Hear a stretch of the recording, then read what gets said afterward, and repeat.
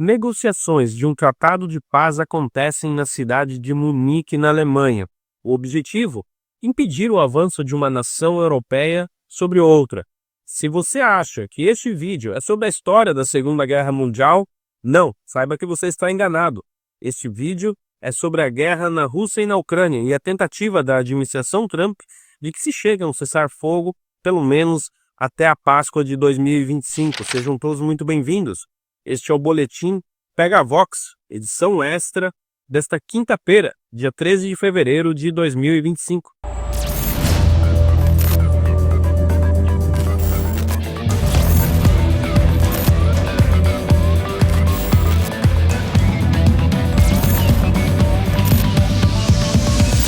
Na tarde desta quarta-feira, dia 12 de fevereiro, o presidente americano Donald Trump conversou por telefone com o presidente russo Vladimir Putin.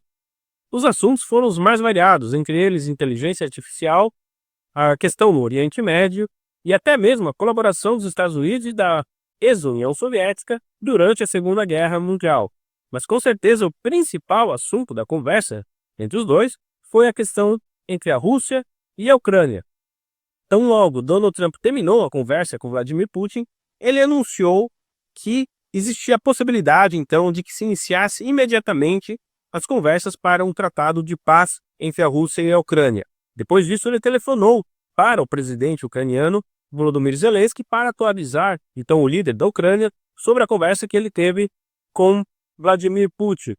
Logo após essa conversa, então, entre Trump e Zelensky, Zelensky anunciou, através de um vídeo, que estava otimista com a perspectiva, então, da abertura das negociações de um tratado de paz. Agora precisamos trazer um ponto aqui muito importante.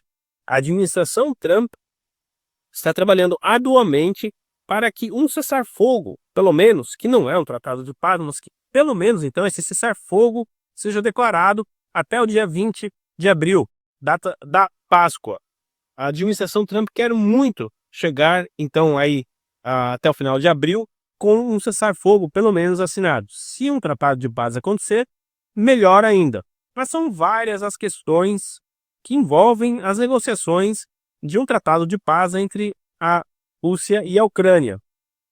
No ponto, parece que vai se consolidando, ou seja, a Ucrânia não irá aderir à OTAN, pelo menos nos próximos anos. Nessa perspectiva, podemos imaginar que a Ucrânia então assinaria uma espécie de compromisso de não adesão da OTAN nos próximos 20 ou 30 anos. Outro ponto que vem sendo tratado é a questão da realização de eleições na Ucrânia tão logo o cessar-fogo entre em vigor. Muita gente pode imaginar que isso tenha partido, essa iniciativa, dos Estados Unidos ou até mesmo da Rússia. E nós temos fortes razões para acreditar que a Rússia queira que essas eleições aconteçam, seria uma maneira de tirar o Zelensky do poder na Ucrânia. Mas acontece que essa pressão por eleições dentro da Ucrânia vem de dentro do exército ucraniano.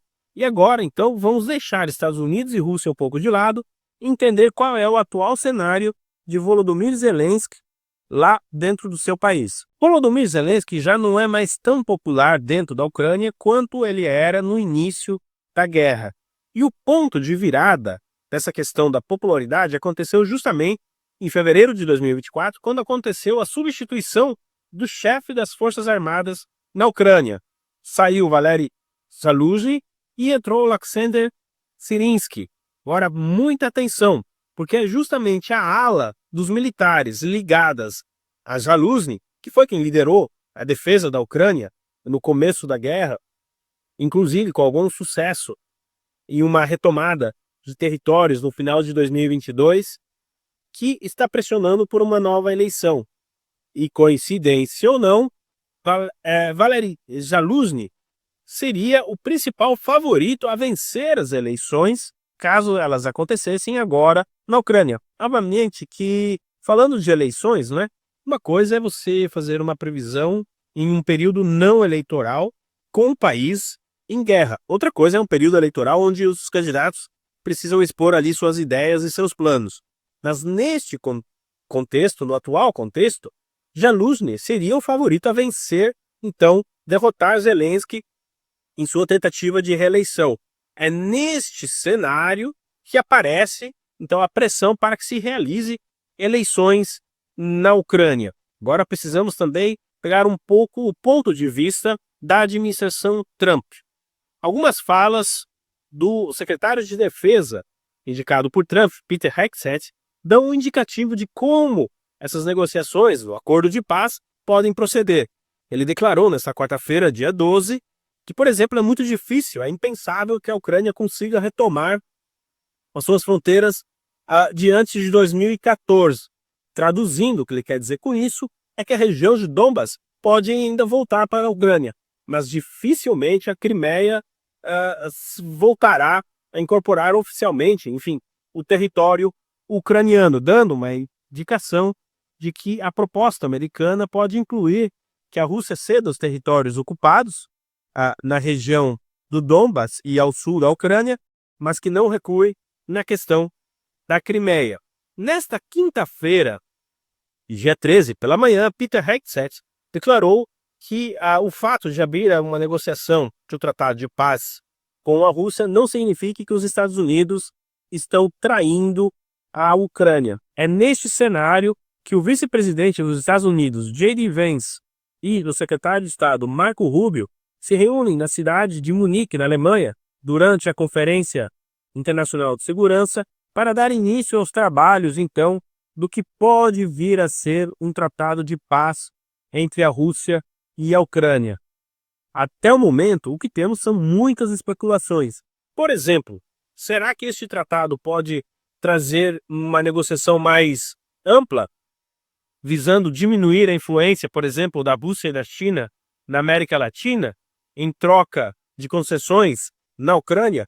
Repito, são apenas especulações, mas o cenário geopolítico mundial está tão interligado que podemos sim presumir que conversas paralelas à Rússia e à Ucrânia sejam incluídas nas negociações, justamente nessa questão geopolítica da influência, das zonas de influência, até onde iria, por exemplo, a zona de influência da Rússia na Europa, toda a questão do Mar da China.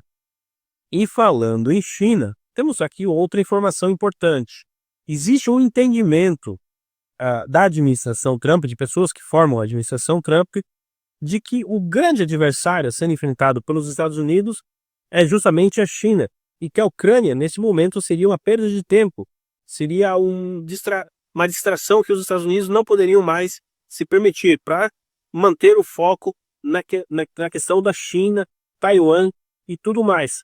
Este pensamento circula, sim, nos corredores de Washington. Sendo assim, existe uma certa urgência por parte da administração Trump de resolver as questões da Ucrânia, Oriente Médio, eventualmente da América Latina, para manter o foco total na Guerra Fria 2.0, vamos colocar assim, contra a China. Se a União Soviética entra China. Neste contexto, então, a administração Trump pretende acelerar as coisas, o que pode prejudicar a Ucrânia nas negociações com a Rússia. Mas isso a gente só vai descobrir nos próximos dias, tá certo? Eu gostaria aqui de fazer um lembrete muito importante. Visite a livraria Pegavox. São várias obras importantes que estão com desconto. 20, 30, até 40%.